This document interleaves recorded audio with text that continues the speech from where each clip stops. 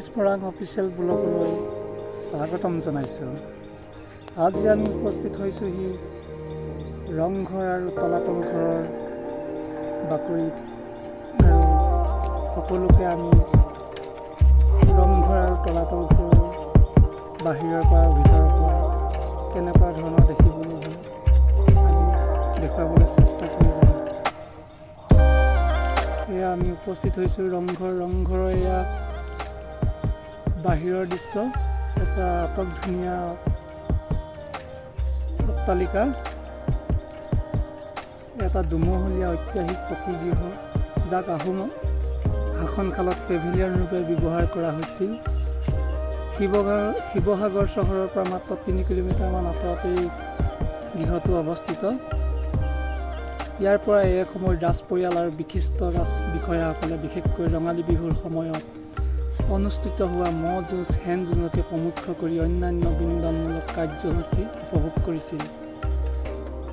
ৰংঘৰ হ'ল এছিয়াৰ প্ৰথমটো পেভিলিয়ন হিচাপে প্ৰখ্যাত। এই গৃহটো আহোম সাম্ৰাজ্যৰ অন্যতম ৰাজধানী ৰংপুৰৰ ৰূপহী পথাৰত 1764 চনত স্বৰ্গদেউ প্ৰমত্ত সিংহৰ ৰাজত্বকালত নিৰ্মাণ কৰা হৈছিল। দোস্ত, আপোনালোকে আহিব ৰংঘৰ আৰু তলাতল ঘৰ চাবলৈ।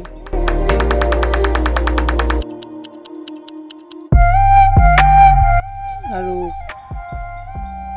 তলাতল ঘৰ এটা ৰাজমহল।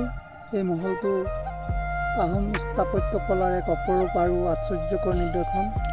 এই ঐতিহ্যপূৰ্ণ ৰাজপ্ৰসাদটি আহোম ৰজা স্বৰ্গদেউ ৰাজেশ্বৰ সিংহই খ্ৰীষ্টাব্দ 1751 পৰা 69 খ্ৰীষ্টাব্দত তেওঁ ৰাজত্বকালত সজাইছিল। এই ৰাজপ্ৰসাদটিৰ কোঠালিবোৰ